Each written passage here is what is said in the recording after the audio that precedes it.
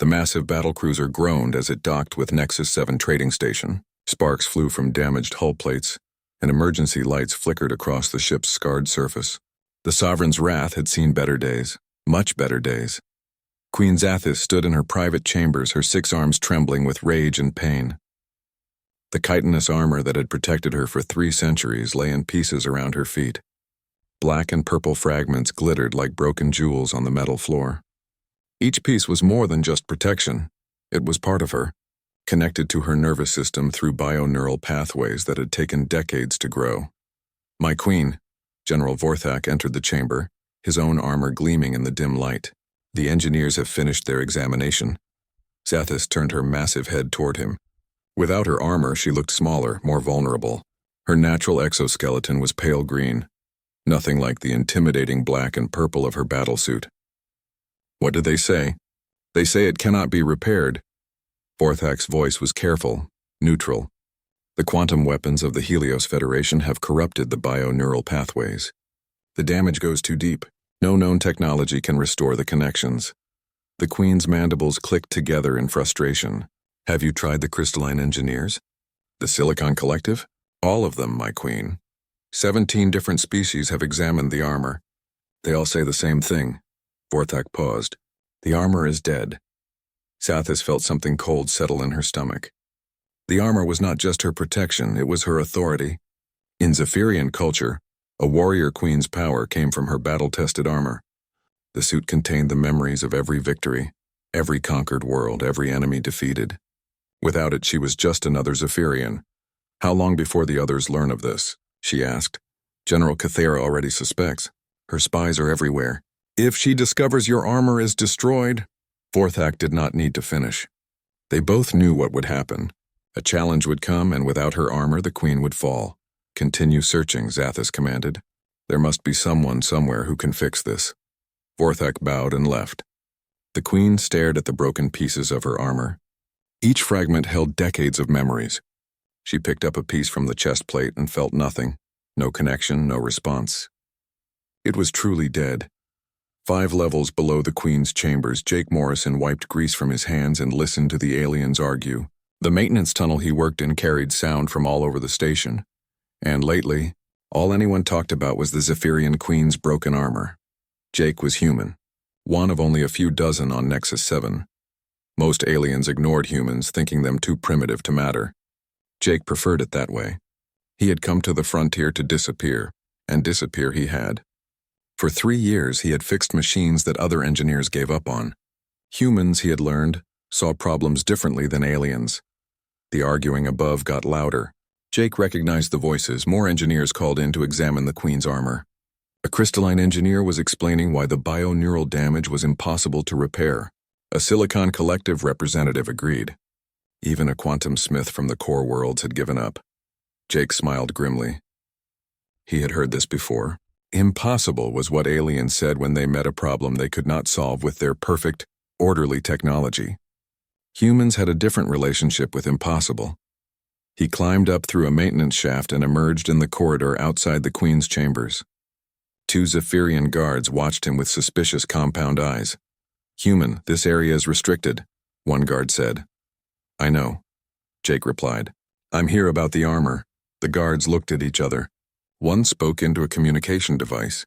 A moment later, General Vorthak appeared. "What do you want, human?" "I want to look at the Queen's armor," Jake said simply. Vorthak's mandibles spread in what Jake recognized as Zephyrian laughter. 17 of the galaxy's finest engineers have declared it beyond repair. What makes you think a primitive human can do better? Maybe because I'm primitive, Jake said. Maybe because I don't know it's impossible. Vorthak stared at him for a long moment. Jake could see the calculation in the alien's eyes. What did they have to lose? The armor was already dead. "Wait here," Vorthak said finally. Jake waited in the corridor for nearly an hour. Aliens passed by, staring at him with curiosity or contempt. He was used to both reactions. Finally, Vorthak returned. "The Queen will see you," he said. "But if you waste her time with human foolishness, I will personally throw you into space." Jake followed Vorthak into the Queen's chambers. He had never seen a Zephyrian queen up close before. Without her armor, Zathis was still impressive. nearly 3 meters tall with 6 powerful arms and compound eyes that seemed to see everything. But Jake could sense her vulnerability, the way she held herself more carefully without her protective shell. The broken armor lay scattered across the floor. Jake knelt beside the pieces, running his hands over the damaged bioneural pathways. The other engineers were right. The quantum damage had corrupted the organic components completely. Using traditional repair methods, the armor was indeed dead. But Jake was not thinking about traditional methods. "Can you fix it?" the Queen asked. Her voice was deep, resonant, carrying the authority of someone used to being obeyed. Jake picked up a piece of the helmet, examining the neural interfaces. "Not fix," he said slowly, "but maybe rebuild." "Explain." Jake stood, still holding the helmet piece. "Your people, all the alien species I've met, you build technology to be perfect, unchanging. When something breaks, you try to restore it to its original state. Yes, that is the proper way. Humans don't do that," Jake said. "We build things to adapt, to change, to grow. When something breaks, we don't try to fix it, we make it better." The Queen's compound eyes focused on him intently. "You speak of changing sacred armor that has protected my family for generations." "I speak of saving it," Jake replied. "The neural pathways are corrupted, yes. But corruption is just another word for unexpected change. Instead of fighting the change, what if we embraced it? What if we taught the armor to adapt to damage instead of just resisting it?" Vorthak stepped forward angrily. "Human arrogance. The armor's bioneural matrix was grown over decades. You cannot simply rebuild such complexity." "No," Jake agreed. "But I can build something better. Something that can rebuild itself."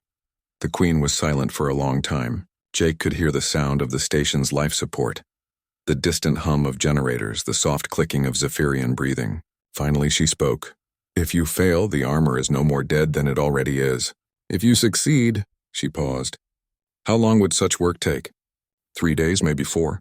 I'll need access to your ship's fabrication systems and a neural interface headset. And if you damage the armor further?" Jake met her compound gaze steadily. "Your Majesty, with respect, I'm not sure how much more damaged it can get." The Queen's mandibles clicked. Zephyrian laughter. "Very well, human. Show me this human magic. But know this. If you fail, if you destroy what remains of my ancestral armor, I will kill you myself." Jake nodded. "Understood. But Your Majesty, I don't plan to fail." As he gathered the armor pieces, Jake felt the familiar excitement of a challenging problem. Around him, aliens whispered that the human had finally taken on something too big for his primitive mind.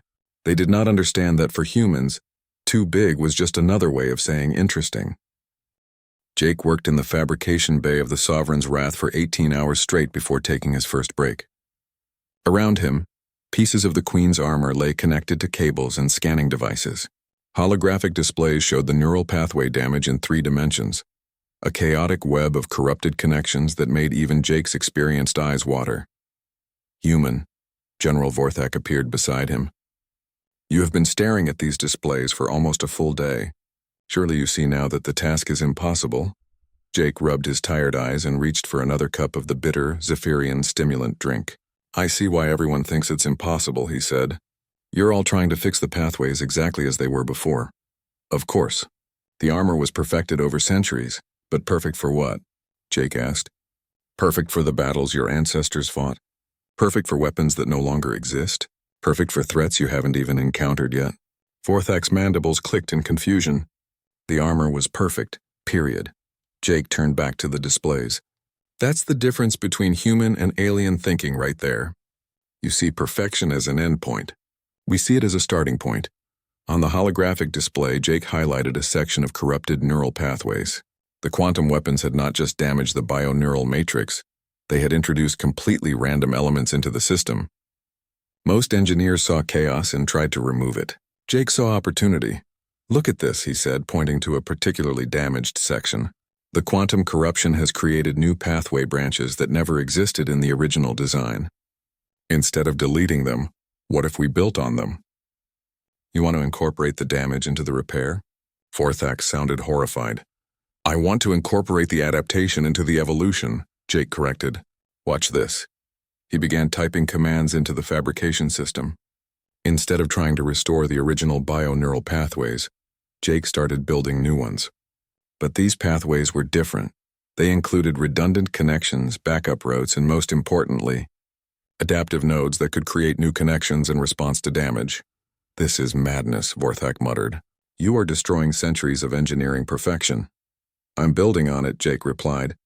Your ancestors created something amazing, but they built it for their time, their needs. I'm making it ready for the future. The work was incredibly complex. Jake had to understand not just the technology, but the biology of Zephyrian neural systems. He spent hours studying medical databases, learning how the Queen's nervous system interfaced with the armor. What he discovered amazed him. Zephyrian bioarmor was not just protective gear. It was a symbiotic organism. The armor's neural pathways did not just respond to the wearer's thoughts. They anticipated them, learned from them, evolved with them.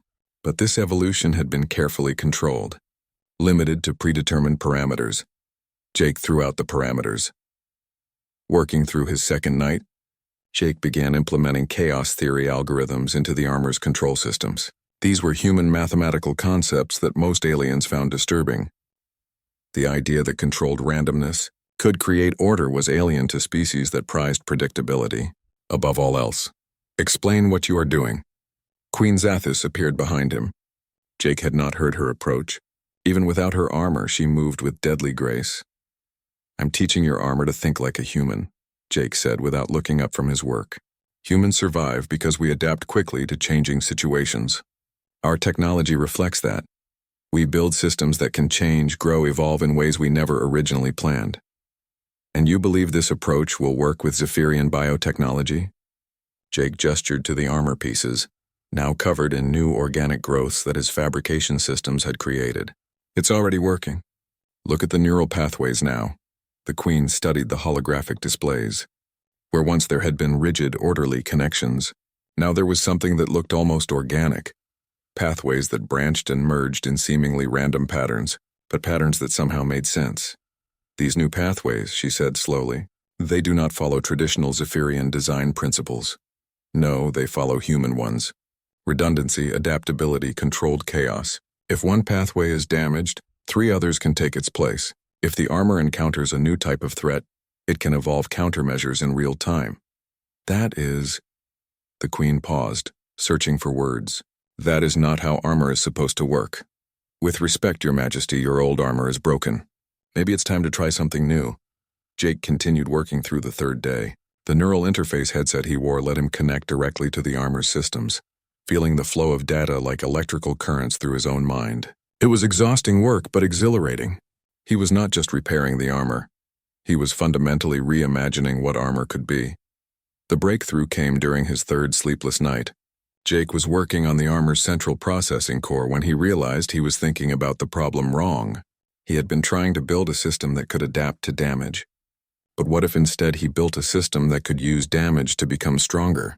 He began implementing what humans called anti-fragile design, systems that did not just survive stress, but actively benefited from it. Every time the armor was damaged, the neural pathways would analyze the damage, learn from it, and build stronger defenses against similar attacks. This is unprecedented, Dr. Thylix. The Queen's chief science advisor had arrived to observe. You are creating technology that improves through destruction. We call it learning from failure, Jake said. It's a very human concept. By the end of the 4th day, Jake was ready for the final test. The armor lay reassembled on the fabrication table, but it looked different now. The original black and purple coloring was still there, but new patterns had emerged, flowing designs that seemed to shift and change as the light hit them. The armor was no longer just a protective shell. It was a living system. The neural pathways are stable, Jake announced. The biointegration matrix is online. All adaptive systems are functioning within normal parameters. Normal parameters? General Vorthak asked. Well, normal for humans, Jake grinned tiredly. Your Majesty, your armor is ready. Queen Zathis approached the armor slowly. Jake could see the uncertainty in her movements. This was not the armor she had worn for centuries. This was something new, something unprecedented. The bonding process will feel different, Jake warned. The armor will need a few minutes to learn your specific neural patterns. It might be overwhelming at first. The Queen nodded and began the complex process of donning the armor. As each piece locked into place, Jake watched the neural interface displays. The armor's systems were awakening, reaching out through the bio-neural pathways to connect with the Queen's nervous system. And then something beautiful happened. The armor did not just connect with the Queen, it embraced her. The adaptive systems Jake had built began learning her thoughts, her reflexes, her instincts, faster and more completely than the original armor ever had. "How do you feel, Your Majesty?" Jake asked. The Queen flexed her 6 arms experimentally. The armor moved like liquid metal, responding to her slightest thought. "I feel different, stronger, more alive." She turned to look at Jake, and her compound eyes seemed to glow with inner light. "Human, what have you done to my armor?" Jake smiled. "I made it human, Your Majesty. I taught it to grow." The alarm klaxons woke Jake from his first real sleep in 4 days. He rolled out of his temporary bunk in the Sovereign's wrath and stumbled to the nearest communication panel. "What's happening?" he asked a passing Zephyrian technician. "General Kythera has arrived with her battle fleet," the technician replied, her mandibles clicking with excitement. "She demands audience with the Queen." Jake felt his stomach drop. He had heard stories about General Kythera, the Queen's most ambitious rival, a warrior whose own armor bore the scars of 100 victories. If she was here now when the Queen was vulnerable, he made his way to the bridge where he found controlled chaos. Zephyrian officers moved with military precision, but Jake could sense the tension in the air. Through the massive view screen, he could see Kythera's flagship, a sleek destroyer bristling with weapons. "Ah, the human emerges," General Vorthak noticed him. "Your timing is unfortunate. It seems our Queen's condition has not remained secret." "How many ships?" Jake asked. 12. "More than enough to destroy us if Kythera chooses to reject the traditional challenge format." Jake frowned. "Traditional challenge?" "Among our people, when a general believes a leader has become weak, they may issue a formal challenge. Single combat honor guards watching. The winner takes command." Vorthak's compound eyes glittered. In the Queen's current state, he did not need to finish. Without her armor, the Queen would be defenseless against Kythera's experienced combat systems. "Where is she now?" "In her chambers, preparing for the challenge." Kythera's message was specific. "She knows about the armor." Jake ran through the corridors toward the Queen's chambers. The guards let him pass without question. Everyone aboard knew he was the human who had attempted the impossible repair. Whether he had succeeded was another matter entirely. He found Queen Zathis standing before a massive mirror, wearing her newly modified armor. But she was not moving. She stood perfectly still, as if concentrating on something only she could perceive. "Your Majesty?" She turned toward him, and Jake gasped. The armor was not just functional, it was magnificent. The black and purple metal seemed to flow like liquid, constantly shifting and adjusting. New patterns of light pulsed through neural pathways that were visible beneath the surface. But most striking of all were the Queen's eyes. They glowed with an inner fire that Jake had never seen before. "Human," she said, and her voice carried harmonics that resonated through the armor itself. "Your modifications, they are extraordinary. How do you feel?" "I feel as though I am wearing my nervous system on the outside of my body," she said slowly. "Every thought, every impulse, every instinct is amplified and accelerated. The armor does not just respond to my commands, it anticipates them. That's the adaptive neural network. It's learning your fighting style in real time." The Queen moved suddenly, a complex martial arts form that Jake recognized from Zephyrian combat training, but her movements were faster than should have been possible, more fluid than any Zephyrian he had ever seen. The armor seemed to add momentum to her strikes, to strengthen her blocks, to perfect her balance. "This is not possible," she whispered. "I am moving better than I ever have in my life." "The armor is optimizing your performance," Jake explained. "It's analyzing your muscle memory, your reflexes, your fighting instincts, and enhancing them. Give it a real combat situation and it will adapt even further." As if summoned by his words, General Vorthak's voice came over the communication system. "My Queen, General Kythera, is requesting immediate transport to our ship. She wishes to formalize her challenge." The Queen's mandibles clicked once, a sound of grim satisfaction. "Tell her she is welcome aboard. Prepare the main hangar for formal combat." An hour later, Jake stood in the observation gallery above the main hangar, watching as 2 of the most dangerous warriors in the galaxy prepared to fight. Below, General Kythera had arrived with her honor guard, 6 Zephyrian warriors in gleaming traditional armor. Kythera herself was impressive, slightly larger than the Queen, her own bioarmor decorated with the symbols of her many victories. So, Kythera's voice echoed through the hangar. The great Queen Zathis still lives. I had heard rumors that the quantum weapons of the Helios Federation had left you diminished. As you can see, the Queen replied calmly. The rumors were premature. Kythera circled her slowly, studying the Queen's modified armor with professional interest. That is not the armor you wore at the Battle of Crimson Moons. It has been altered. Improved, the Queen corrected. By whom? What engineer would dare modify ancestral armor? The Queen gestured toward the observation gallery. The human, Jake Morrison. A ripple of surprise went through both groups of warriors. Kythera's compound eyes focused on Jake with predatory intensity. A human? You allowed a primitive alien to contaminate sacred armor? Kythera's voice rose with outrage. This confirms what I suspected. Your judgment has been compromised. You are no longer fit to lead. Then prove it, the Queen said simply. The formal challenge began according to ancient traditions. Both warriors started at opposite ends of the hangar, weapons deactivated, relying only on their armor's enhancement of natural abilities. At the signal, they would fight until one yielded or fell. The signal came. Kythera moved first, launching herself across the hangar with the enhanced speed of her combat armor. Her attack was textbook perfect, a strike designed to test the Queen's defenses and reaction time. The Queen's response was not textbook. It was something entirely new. She did not just dodge Kythera's attack, she flowed around it like water around a stone. Her modified armor allowed her to move in ways that seemed to defy Zephyrian physiology, bending and shifting with liquid grace. Before Kythera could recover, the Queen's counterattack landed with devastating precision. Impossible, Jake heard General Vorthak whisper beside him. No Zephyrian can move like that. The fight continued, but it was becoming clear that something unprecedented was happening. Kythera was a master warrior, but she was fighting according to traditional patterns. The Queen was fighting like something new, something evolved. Her armor was learning from every exchange, adapting to Kythera's techniques, finding weaknesses that should not have existed. The armor is analyzing Kythera's fighting style, Jake realized aloud. It's predicting her moves based on traditional Zephyrian combat patterns. But the Queen is not fighting in traditional patterns, Vorthak observed. No, Jake smiled.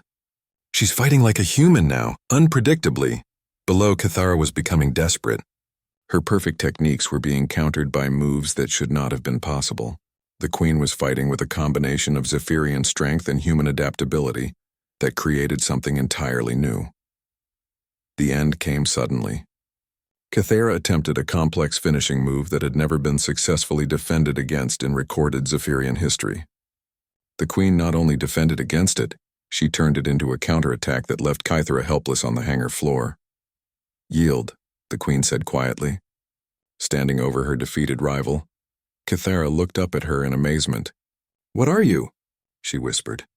I am what I have always been, the Queen replied.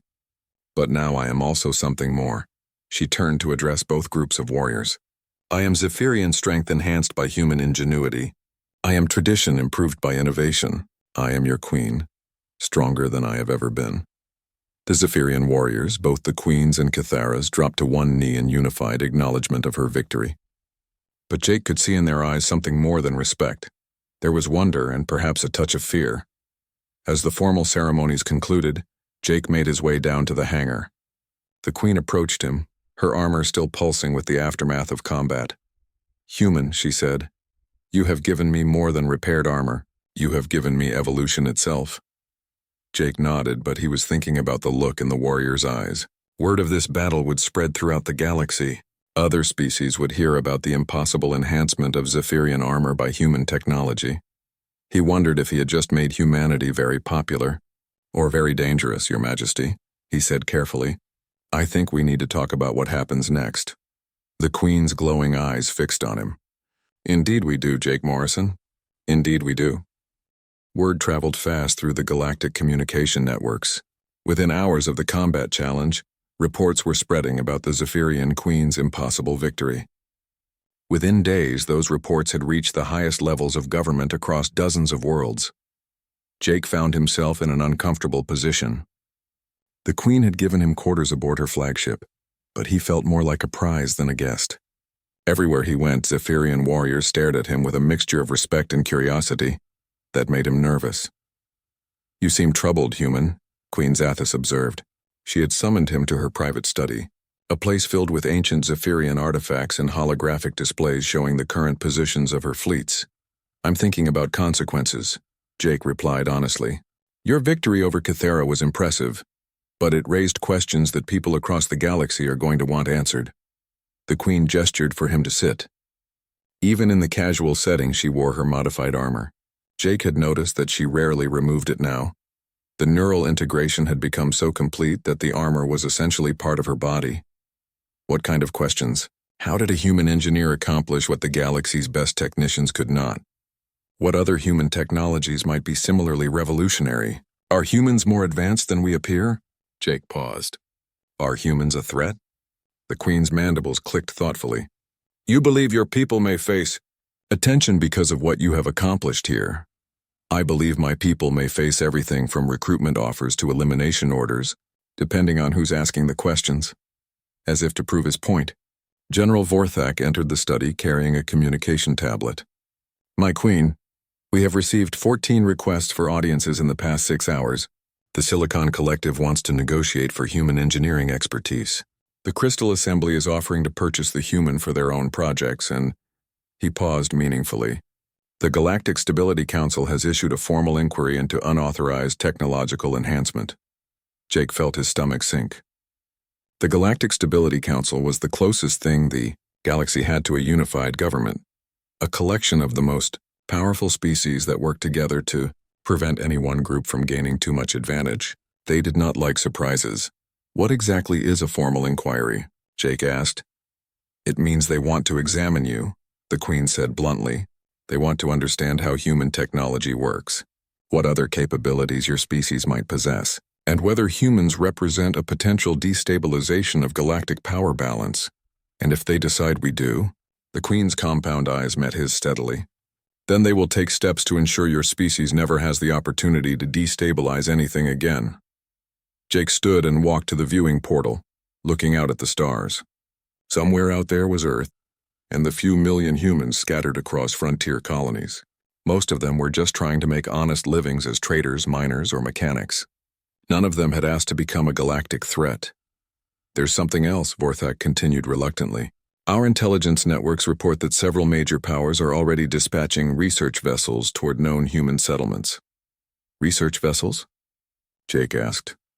"Ships equipped for specimen collection," the Queen translated grimly. Jake closed his eyes. This was his fault. In trying to help one alien queen, he had potentially doomed his entire species to become lab rats for galactic superpowers. "I need to understand something," the Queen said, rising from her chair. "When you modified my armor, you said you were making it think like a human. Explain what this means." Jake turned from the viewport. "Most alien species approach problems by trying to find the perfect solution. You analyze all variables, calculate optimal outcomes, implement precise responses. It's logical, predictable, efficient. And humans do not do this. Humans do something different. We try things. We experiment. We fail, learn from the failure, and try again. We don't seek perfection. We seek adaptation." Jake gestured toward the Queen's armor. "Your original armor was perfect for specific types of combat. But perfection is brittle. When it encounters something it wasn't designed for, it breaks. While adaptive systems bend instead of breaking. They learn from new challenges and become stronger. Your armor now doesn't just protect you. It evolves with every battle, becoming better at protecting you." The Queen moved closer to him, her armor's neural pathways pulsing with thought. "This adaptation, this evolution, it is not just technological, is it? It is philosophical." "What do you mean?" "You have not just changed my armor. You have changed how I think about problems, about challenges, about growth itself." She paused. "Before, when faced with a difficult situation, I would seek the traditional solution, the proven method. Now I find myself asking, what if we tried something completely different?" Jake nodded slowly. "That's exactly what I mean. Human thinking is about possibilities, not just probabilities. And this is why the Galactic Stability Council fears your species. Not because of your technology, but because of your ideas. Before Jake could respond, alarms began sounding throughout the ship. Vorthak immediately activated his communication implant, receiving rapid updates from the bridge. "My queen," he said urgently. "Long-range sensors detect multiple fleets converging on our position. At least 4 different species, all flying under Galactic Stability Council authorization. How long until they arrive?" 6 hours. The Queen was silent for a moment, then she began issuing orders with calm efficiency. "Signal all our vessels to prepare for immediate departure. Set course for the neutral zone, and send a priority message to the human colonies. They need to be warned." "My queen," Vorthak protested, "if we flee now, it will be seen as an admission of guilt. The Council will interpret our actions as proof that human technology represents a threat. And if we stay, they will take Jake for examination and my armor for study," the Queen replied. "I will not allow either to happen." Jake felt overwhelmed by the rapid turn of events. "Your Majesty, you don't have to protect me. I can surrender to the Council. Explain that this was just one isolated incident." "No," the Queen said firmly. "You do not understand what you have accomplished here. You have not just repaired armor. You have demonstrated a fundamentally different approach to technology and problem solving. That knowledge cannot be allowed to disappear into a Council research facility. But your empire, your people, if you help me, you're risking everything." The Queen's armor pulsed brighter for a moment, and Jake could see data flowing through the neural pathways as she processed multiple thoughts simultaneously. "Jake Morrison," she said finally. "3 weeks ago I was a queen whose power was dying along with her broken armor. You did not just save my armor. You saved my reign, my people's faith in me, and my own sense of purpose. More than that, you opened my mind to new ways of thinking about growth and adaptation." She moved to stand beside him at the viewport. "My people have grown strong through conquest, but we have also grown stagnant. We perfect our techniques and then never change them. You have shown me that strength comes not from perfection, but from the ability to become something new when circumstances demand it." "So what are you saying?" "I am saying that perhaps it is time for the Zephyrian Empire to learn human adaptability. And perhaps it is time for humans to learn that they are not alone in the galaxy." Vorthak approached them hesitantly. "My queen, the fleets will be here soon. What are your orders?" Queen Zathis straightened to her full height, her armor gleaming with determination. "Set course for human space. It is time for me to meet more of Jake's people. My queen, that will be seen as an act of war against the Galactic Stability Council." The Queen's mandibles clicked, and what Jake had learned was her equivalent of a smile. "Then perhaps it is time for the galaxy to learn that stability built on fear is not really stability at all." As the Sovereign's wrath began its journey toward human space, Jake realized that his simple act of repairing broken armor had become something much larger.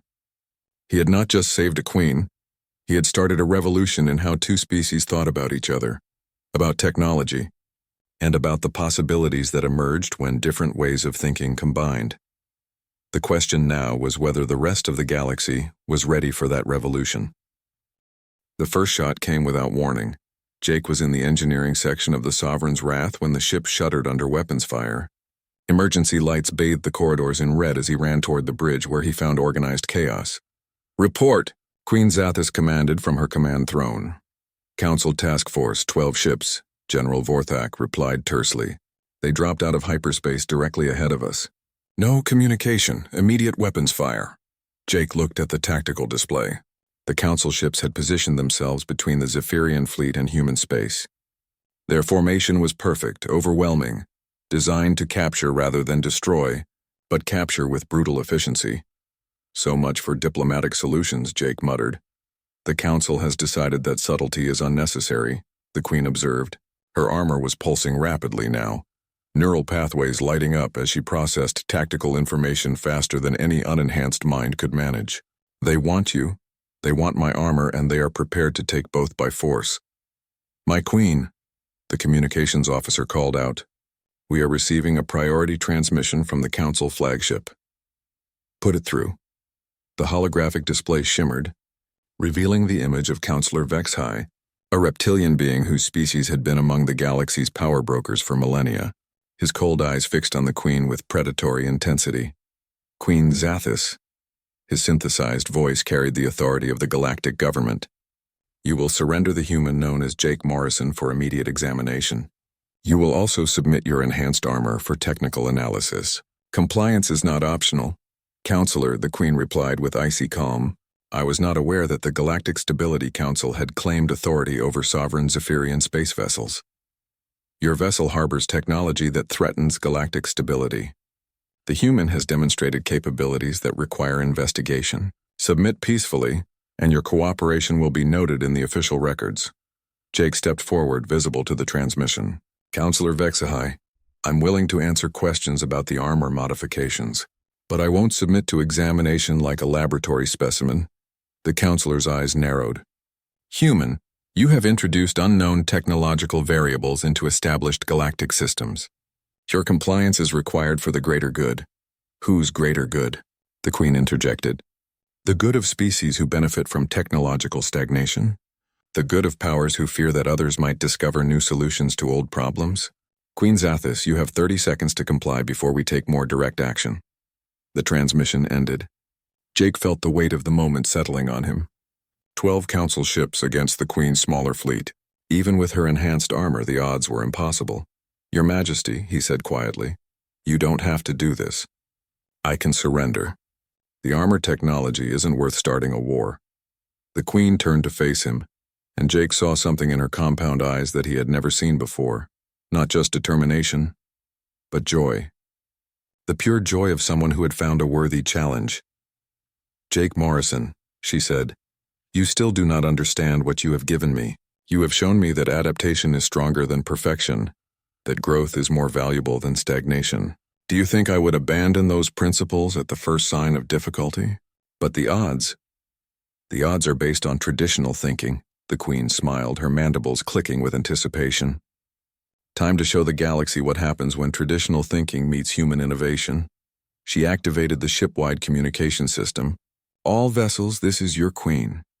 Today we face enemies who believe that stability requires the suppression of new ideas. They believe that order requires the elimination of innovation. They are about to learn otherwise. Jake watched in amazement as the Queen began implementing battle strategies that defied everything he knew about space combat. Instead of forming traditional defensive formations, the Zephyrian ships began moving in apparently random patterns. But Jake could see the logic behind the chaos. The Queen was applying human principles of adaptive tactics to Zephyrian military precision. What are you doing? He asked. I am fighting like a human, she replied. Unpredictably, the council ships, expecting traditional Zephyrian tactics, found themselves confused by the seemingly random movements of their opponents.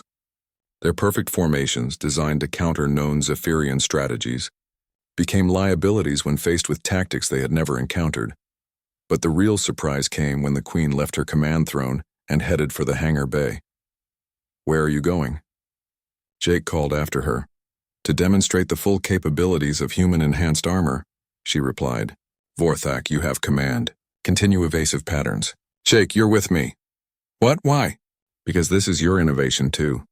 Time for you to see what we can accomplish together. In the hangar bay, the Queen's personal fighter craft waited, a sleek vessel designed for her specific piloting style. But like her armor, it had been modified over the past few days.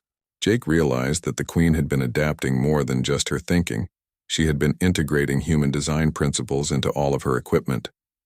This is insane, Jake said as he strapped himself into the co-pilot seat. You're going to personally attack 12 council ships? I am going to personally demonstrate why the galaxy should embrace innovation rather than fear it, the Queen corrected. The fighter launched into space, immediately drawing fire from multiple council vessels. But the Queen's enhanced armor allowed her to pilot with reflexes and precision that seemed superhuman. She dodged weapons fire that should have been impossible to avoid, threading through energy beams with liquid grace. How are you doing this? Jake gasped as they spiraled between two council destroyers. The armor is processing tactical data in real time, the Queen explained, her voice calm despite the chaos around them.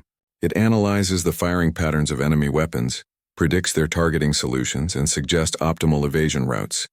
But more than that, it learns from each encounter, becoming better at predicting their tactics. Jake watched the tactical displays as the Queen's fighter danced between enemy ships, She was not just surviving the overwhelming firepower. She was making the Council fleet look clumsy, predictable, ancient. My queen. Vorthak's voice crackled over the communication system. Long-range sensors detect multiple hyperspace signatures approaching. Unknown vessels, but they're big. Human ships? The queen asked. Jake checked the sensor readings and felt his heart skip. No, Your Majesty. Those are crystalline assembly vessels. And Silicon Collective ships and... He paused in amazement. At least 6 other species I can identify. The news of your enhanced armor has traveled faster than we anticipated, the queen observed, spinning her fighter in an impossible corkscrew to avoid a barrage of plasma bolts. It seems we have attracted an audience. One by one, fleets from across the galaxy dropped out of hyperspace, but they did not join the Council attack. Instead, they took positions around the battle, watching, waiting, analyzing what they were seeing. This is Admiral Krex of the Crystalline Assembly. A new voice cut across all communication channels. We demand immediate cessation of hostilities pending formal investigation of the technological innovations demonstrated here. This is Fleet Commander Zextal of the Silicon Collective. We claim salvage rights to any technology remaining. After this engagement, more voices joined the growing cacophony as representatives of major galactic powers announced their presence and their conflicting demands, Counselor. Vexhi's voice cut through the noise. All vessels maintain position. This is a Council enforcement action under galactic stability protocols.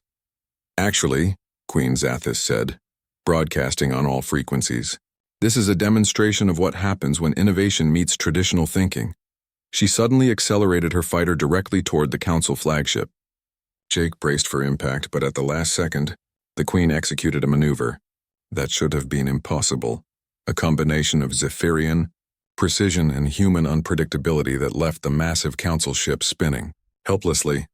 That, she announced to the watching fleets, was accomplished using human-enhanced Zephyrian technology. The human Jake Morrison took broken armor and made it better than it had ever been. He did not just repair the past, he built the future. Jake found his voice. All vessels, this is Jake Morrison, human engineer. The technology you've witnessed today represents cooperation between species, not domination by one. It shows what's possible when different ways of thinking work together, instead of against each other. Silence filled the communication channels for a long moment. Then Admiral Krex of the Crystalline Assembly spoke. Human Morrison, the Crystalline Assembly would like to discuss technological cooperation agreements. The Silicon Collective offers formal alliance for shared research projects added. Fleet Commander Zextal more offers followed, from species Jake had only heard of in stories. The galaxy's most powerful civilizations were offering partnerships, alliances, trade agreements, all because they had seen what was possible when human adaptability met alien precision.